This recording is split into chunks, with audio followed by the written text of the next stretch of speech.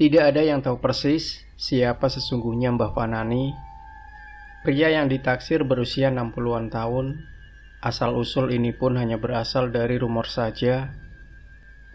Menurut kabar, Mbah Fanani yang berasal dari Cirebon dan tidak diketahui apa yang membuat dia memilih bertapa di Gunung Dieng. Mbah Fanani berusia 19 tahun bertapa di Jalan Raya Dieng, RT 1 RW 1, Desa Dieng Kulon, Kecamatan Batur. Desa Dieng Kulon, Kecamatan Batur, Kabupaten Banjarnegara, Jawa Tengah, dikenal sebagai sosok pria misterius karena Mbah Fanani tidak pernah bicara sama sekali, dan sampai saat ini masih belum ada yang mengetahui asal-usul, maksud dan tujuan dirinya bertapa. Mbah Fanani bertapa di sebuah tenda kecil depan rumah warga. Dia menghabiskan waktu belasan tahun di dalam tenda, beraktivitas apapun.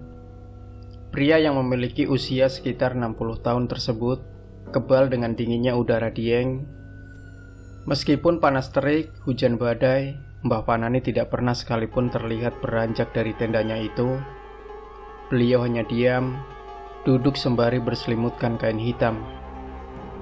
Akan tetapi, dengan kebiasaan dan keanehannya tersebut, Mbah Fanani dianggap memiliki kesaktian oleh banyak orang. Terbukti dengan setiap harinya banyak tamu yang selalu mengunjungi Mbah Fanani dengan tujuan yang berbeda-beda. Bahkan, warga setempat mengungkapkan bahwa tamu pria yang mempunyai rambut gimbal sampai bermeter-meter itu dari kalangan Habib dan Ustadz. Entah siapa Mbah Fanani ini sehingga bisa menyedot perhatian orang-orang yang mengunjunginya. Yang pasti, para tamu ataupun warga sekitar percaya kalau Mbah Fanani memiliki kesaktian. Berikut ini ialah 5 kisah cerita kesaktian Mbah Fanani bertapa misterius di Gunung Dieng yang diungkap oleh warga setempat. Yang pertama, seorang warga pernah bertemu Mbah Fanani di Mekah. Percaya atau tidak, banyak orang mempercayai kesaktian Mbah Fanani. Salah satu cerita disampaikan oleh Taifin, Ketua RT 1 RW 1 Desa Dieng Kulon, Kecamatan Batur, Kabupaten Banjarnegara, Jawa Tengah. Dia bersama istrinya menceritakan Mbah Fanani pernah ditemui di Mekah, Arab Saudi, oleh seorang warga Banjarnegara. Pernah ada yang ketemu Mbah Fanani di Mekah. Waktu itu cleaning service Ka'bah yang ketemu. Kebetulan dia itu orang Banjarnegara. Katanya pas dia ngepel lantai sekitar Ka'bah, ketemu dan kenalan. Dia ngaku namanya Mbah Fanani dan tinggal di Dieng. Pas si cleaning service pulang kampung, dia kesini nyari Mbah Fanani. Terus pas ditemui, katanya memang benar dia Mbah Fanani yang waktu di Mekah ketemu, ucap Taifin.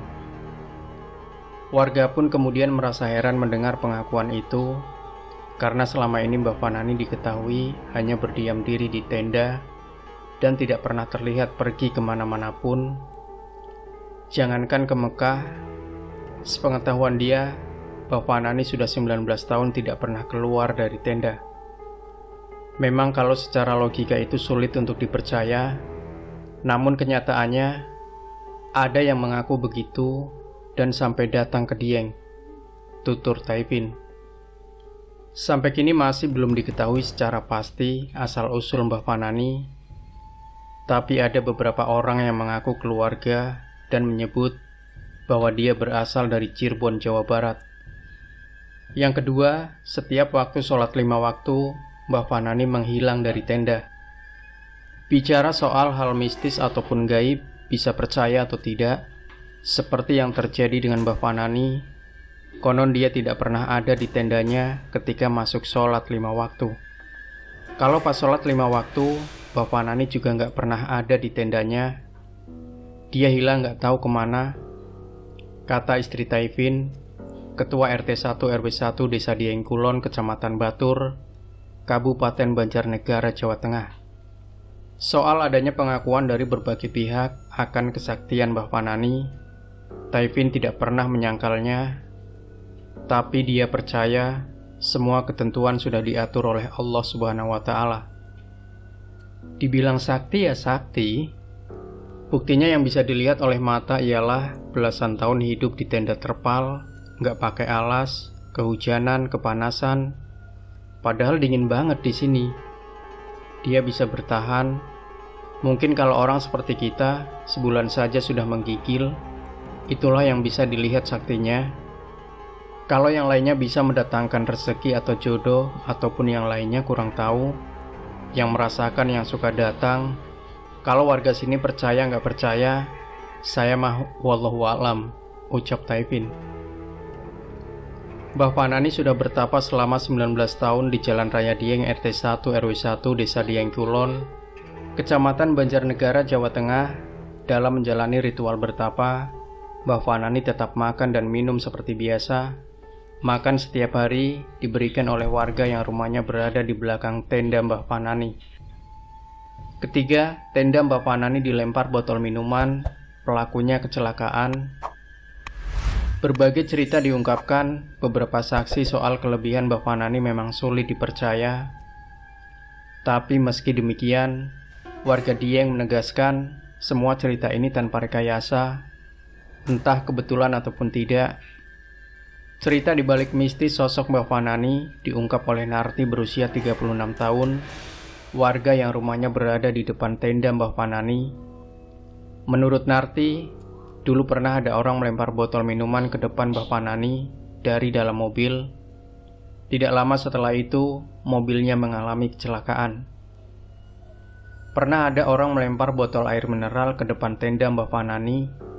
Terus pas di perjalanan, orang itu katanya ngerasa gelap, nggak bisa lihat apa-apa, dan akhirnya kecelakaan, ucap Narti ketika ditemui beberapa waktu yang lalu. Selain itu, ada sebuah mobil yang bannya bocor. Tiba-tiba ban itu melayang di atas tenda Mbah Panani. Warga yang menyaksikan berteriak karena menduga ban itu akan jatuh tepat di atas tenda Mbah Panani. Namun ternyata ban tersebut melewati tendanya Mbah Panani. Semua yang melihat merasa takut kalau bakal kena Mbah Panani. Yang keempat, Mbah Panani dapat merasakan aura negatif para tamu. Mbah Panani sosok yang terbilang unik karena selama 19 tahun dia cuma diam, tidak pernah berkomunikasi apapun. Dari keunikan tersebut, malah banyak orang berdatangan menemuinya. Namun ternyata tidak semua orang yang bisa masuk ke dalam tenda untuk menemuinya. Bukan karena dia menakutkan atau menyeramkan. Konon, Mbah Fani bisa merasakan jika orang yang datang bertujuan tidak baik. Jika orang yang datang bertujuan tidak baik, Mbah Panani akan mengusir dengan kode lambaian tangan atau jarinya. Tapi apabila batinnya merasa orang itu baik, maka Mbah Panani pun akan mengajak masuk dengan lambaian jarinya juga. Dia tahu kalau kira-kira orang yang datang tujuan gak baik, Mbah Panani pasti gak mau ditemui dan ngusir, ucap Narti warga sekitar ketika ditemui beberapa hari yang lalu. Tidak cuma itu, warga pun tidak semua bisa mendekatinya. Mbah Panani pernah menolak beberapa warga yang dianggap kurang pas di hatinya saat akan memberikan makanan atau membersihkan tendanya.